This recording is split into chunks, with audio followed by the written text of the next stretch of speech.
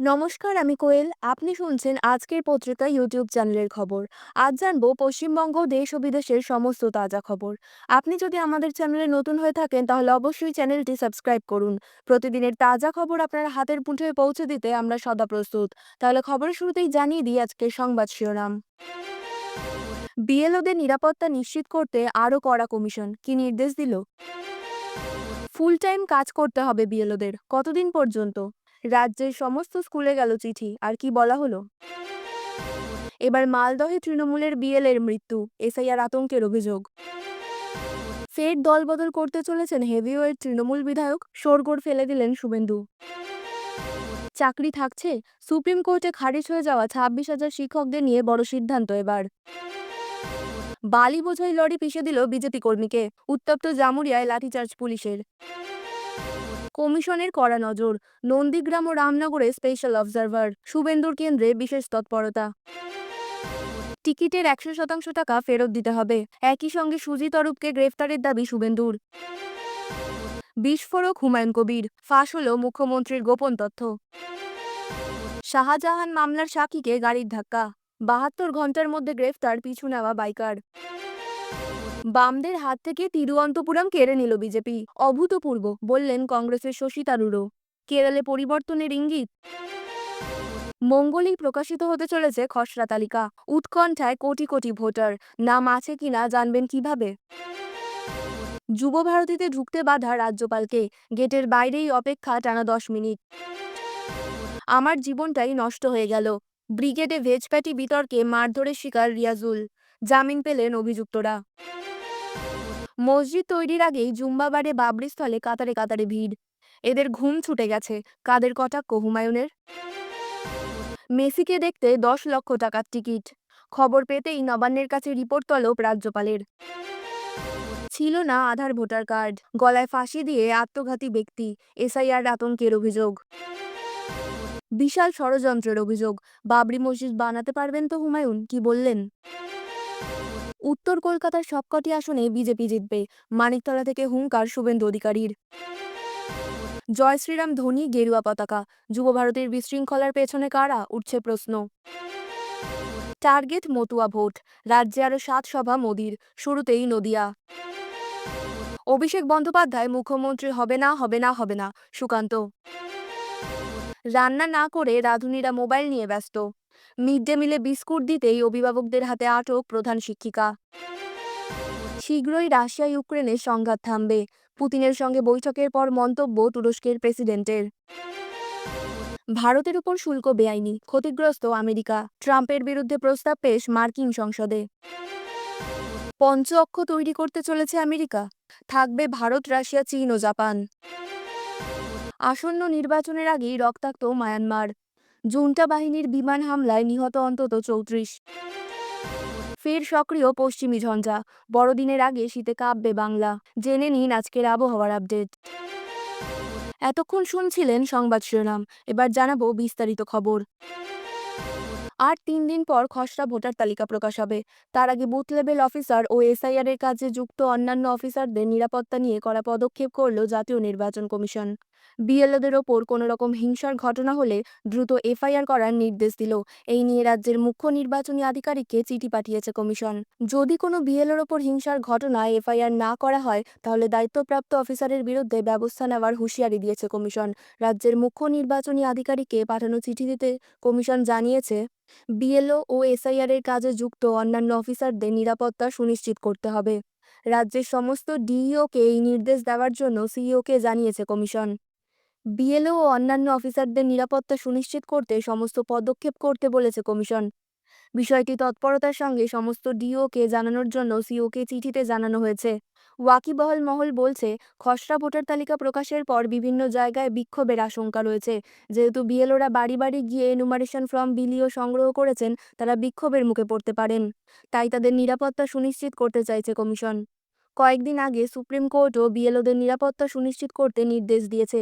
প্রধান বিচারপতি সূর্যকান্ত বলেছেন, বিএলওরা হুমকির মুখে আছেন, এটা একটা সিরিয়াস বিষয়, বিএলওদের নিরাপত্তা দিতে হবে। দিন 3 আগে উত্তর 24 পরগনার খড়দহে এক বিএলওর বাড়িতে হামলা চালিয়েছিল দুষ্কৃতীরা। তার বাড়িতে ইট ছোড়া হয় এবং দরজায় লাথি মারা হয় বলে অভিযোগ। ঘটনার প্রতিবাদে সরব হয়েছিলেন বিএলওরা। বিএলওদের নিরাপত্তা সুনিশ্চিত করার দাবি জানান তারা।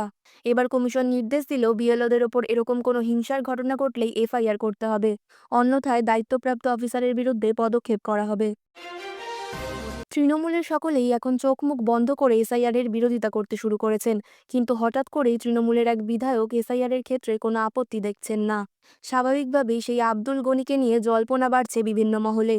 যখন গোটা তৃণমূল পরিবার এসআইআর এর বিরুদ্ধে সোচ্চার হচ্ছেন, মমতা বন্দ্যোপাধ্যায় প্রকাশ্য সভা থেকে বিজেপিকে আক্রমণ করছেন, নির্বাচন কমিশনকে কটাক্ষ করছেন, তখন তৃণমূল বিধায়কের এই মন্তব্য রীতিমতো শোরগোল ফেলে দিয়েছে রাজ্য রাজনীতিতে। আর সেই বিষয় বলতে গিয়ে তৃণমূল বিধায়কের এসআইআর নিয়ে আপত্তি না থাকার যেমন মন্তব্য সামনে এসেছে, তাতে তিনি খুব তাড়াতাড়ি অন্য দলে যেতে পারেন বলে মন্তব্য করলেন রাজ্যের বিরোধী দলনেতা শুভেন্দু অধিকারী।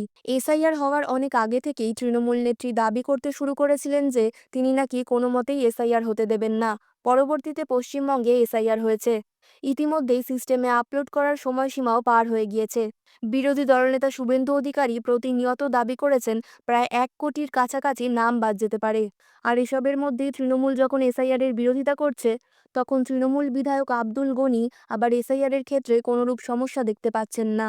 আর দল যখন এক মন্তব্য করছে, তখন তিনি এসআইআর এর পক্ষে মন্তব্য করায় তার গতিবিধি নিয়ে মন্তব্য করে রীতিমতো শোরগোল ফেলে দিলেন রাজ্যের বিরোধী দলনেতা শুভেন্দু অধিকারী। এদিন তৃণমূল বিধায়কের এসআইআর এর পক্ষে মন্তব্য নিয়ে রাজ্যের বিরোধী দলনেতা শুভেন্দু অধিকারীকে প্রশ্ন করা হয়। আর সেই ব্যাপারে শুভেন্দুবাবু বলেন, ও মনে হয় পালাবে। ও হয় হুমায়ুনের দলে যাবে, না হলে মিমে যাবে। আইপ্যাক মনে হয় বলে দিয়েছে টিকিট দেবে না।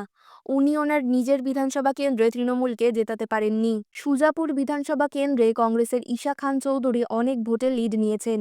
সুতরাং ওনার প্রতি, ওনার দলের প্রতি, ওনার মুখ্যমন্ত্রীর প্রতি, ওনার বিধানসভা কেন্দ্রের যেখানে 90% মুসলমান, তারা অনাস্থা প্রকাশ করেছে গত লোকসভা নির্বাচনে। তৃণমূল থেকে সাসপেন্ড হওয়া সাংসদ হুমায়ুন কবির মুখ্যমন্ত্রী মমতা বন্দ্যোপাধ্যায়ের বিরুদ্ধে একাধিক বিস্ফোরক দাবি করেছেন। সম্প্রতি এক বৈদ্যুতিন সংবাদ মাধ্যমকে দেওয়া সাক্ষাৎকারে তিনি লোকসভা নির্বাচন সংক্রান্ত কিছু গোপন তথ্য ফাঁস করেছেন।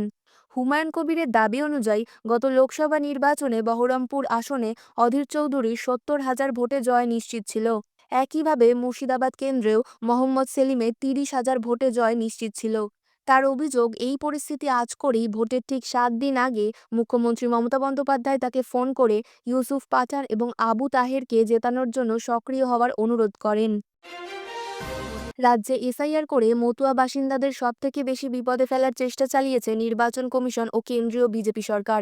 তবে মতুয়া সম্প্রদায়ের মানুষকে কোনোভাবেই ভোটার তালিকা থেকে বাদ যেতে দেবেন না, প্রতিশ্রুতি দিয়েছেন মুখ্যমন্ত্রী মমতা বন্দ্যোপাধ্যায়। এরপর গোটা মতুয়া সমাজ রাজ্য সরকারের পাশে দাঁড়িয়েছে।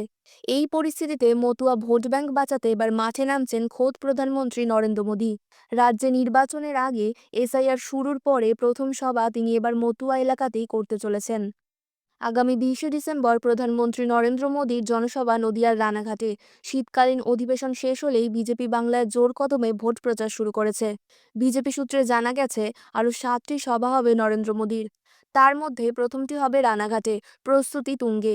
ইতিমধ্যেই তাহেরপুরে নির্ধারিত মাঠে কাজ শুরু হয়ে গিয়েছে। বৃহস্পতিবার কৃষ্ণনগরে জনসভা করছেন মুখ্যমন্ত্রী মমতা বন্দ্যোপাধ্যায়।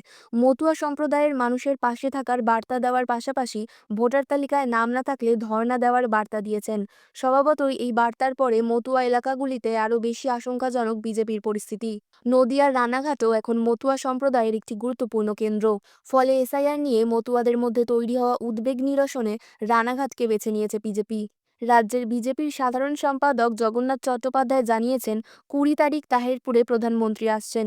জনসভার পাশাপাশি কিছু সরকারি প্রকল্পের উদ্বোধনও হবে। 20শে ডিসেম্বর রানাঘাটের তাহেরপুরে মোদির জনসভা শুধু একটি প্রচার সভা নয়, বরং মতুয়া মন জয় এবং ভোটার তালিকার সংশোধন পর্বে তাদের আস্থা ফিরিয়ে আনার কৌশল। ডিসেম্বর যত এগোচ্ছে ততই যেন শীত তার চেনা মেজাজে ফিরছে বাংলায়। ভোরের কুয়াশা, হিমেল হাওয়া আর ক্রমশ নামতে থাকা পারদ, সব মিলিয়ে শীতের দাপট স্পষ্ট। আলিপুর আবহাওয়া দফতর জানিয়েছে, আগামী কয়েকদিনে রাজ্যের সর্বনিম্ন তাপমাত্রা আরও নামতে পারে।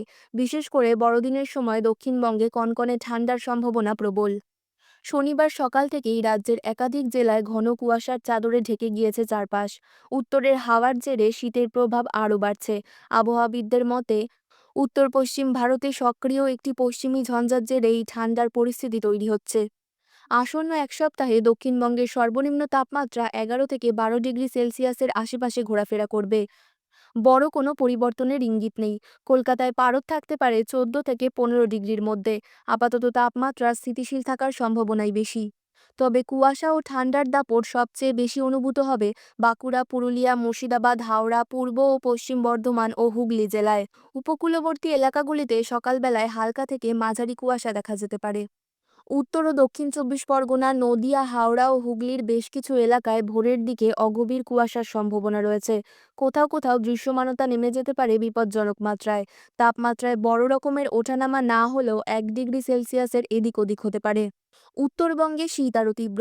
উত্তরবঙ্গে আজ 13ই ডিসেম্বর থেকে নতুন করে ঝঞ্ঝার প্রভাব পড়তে পারে। পাহাড়ি এলাকায় মাঝারি থেকে ঘন কুয়াশার সম্ভাবনা রয়েছে। দৃশ্যমানতা কমে যেতে পারে 200 মিটারে। এই পরিস্থিতি 48 থেকে 72 ঘন্টা পর্যন্ত স্থায়ী হতে পারে বলে পূর্বাভাস। দার্জিলিং, কালিম্পং ও কোচবিহারে ঠান্ডার দাপট থাকবে বেশি। পাহাড়ে ভ্রমণকারীদের জন্য সতর্কবার্তাও জারি করা হয়েছে। বড়দিনে চরম শীতের ইঙ্গিত। আবহাওয়া দপ্তরের পূর্বাভাস অনুযায়ী বড়দিনের সময় কলকাতা ও গোটা দক্ষিণবঙ্গে সর্বনিম্ন তাপমাত্রা দ্রুত নামতে পারে। শহর ও সংলগ্ন এলাকায় পারদ নামতে পারে 12 থেকে 15 ডিগ্রির ঘরে। অন্যদিকে পশ্চিমাঞ্চলের জেলাগুলিতে তাপমাত্রা নেমে যেতে পারে 8 থেকে 10 ডিগ্রি সেলসিয়াসে। সব মিলিয়ে মোটের ওপর শীত যে এবার জাঁকিয়েই বসতে চলেছে তা বলাই বাহুল্য। উৎসবের মরশুমে গরম পোশাক ছাড়া বেরোলে বিপাকে পড়তে পারেন, এমনই ইঙ্গিত দিচ্ছে আবহাওয়ার গতিপ্রকৃতি। খবর আজকের মতন এই পর্যন্তই। পরবর্তী খবর শোনার জন্য সাবস্ক্রাইব করুন আজকের পত্রিকা ইউটিউব চ্যানেলটিকে। সুস্থ থাকুন, ভালো থাকুন। ধন্যবাদ।